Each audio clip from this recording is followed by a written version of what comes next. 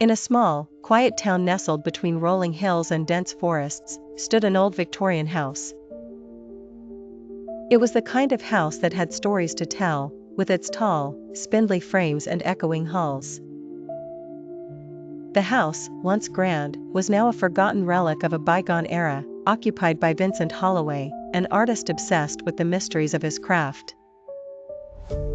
Vincent had inherited the home from his late aunt, a woman who had been perpetually shrouded in whispers of peculiarities and strange happenings. Her walls were adorned with paintings that had grown as part of the legend, but none were as captivating and unsettling as the large portrait in the creaky hallway. The painting portrayed Vincent himself, with a likeness so exact that it sometimes unnerved him. Each brushstroke seemed to capture not only his features but a timeline of his very soul. Vincent's likeness was flawless, yet it was the inspiration behind the portrait that was the true enigma. It seemed to age faster than him. Soon after moving in, Vincent noticed that the portrait began to change.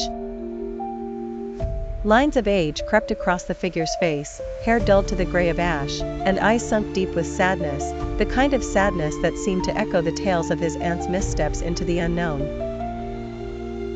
What started as curiosity spiraled into obsession, as Vincent spent countless nights trying to uncover the truth behind the portrait's peculiar transformation. His days were spent reading dusty old tomes and ancient journals found in the attic, filled with cryptic entries about time loops and temporal anomalies. Every evening, as darkness whirled around the house, Vincent stood transfixed before his likeness, observing new and haunting details. Though he hadn't aged in reality the way the portrait suggested, he couldn't shake the feeling that somehow, his essence was trapped within this painted form. His obsession grew, and with each passing day, Vincent became more withdrawn from the outside world, only falling deeper into the mystery of the painting. A desperation lingered in those lonely halls, punctuated by the soft creaking of floorboards that seemed to whisper tales of forgotten moments frozen in time. One storm-lashed night, driven by a blend of fear and determination, Vincent began researching his aunt's letters stored away in her study. Her words were maddening yet strangely compelling in their predictions and warnings about the house's legacy. Vincent discovered a startling passage detailing her experiences with the portrait, similar tales of rapid aging, and hints of a rare cosmic phenomenon tied to the house itself.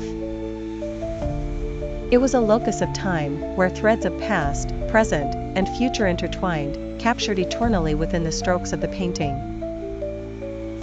As Vincent delved deeper, the storm outside seemed to grow fiercer, echoing the turmoil of his mind. He had to discover whether this was a curse or some form of cosmic gift, a reflection of life's inevitable march forward. He realized that the house was not merely a structure, it was a living entity, breathing through its walls and paintings, binding Vincent to it with invisible chains. The lines etched onto the frame of his portrait weren't just the depiction of his life, they symbolized a tether to something ancient, beyond comprehension. In a final moment of clarity and surrender, Vincent accepted what he must do. He took down the portrait, and beneath it, discovered a hidden door. Beyond the threshold lay a staircase descending into the unknown.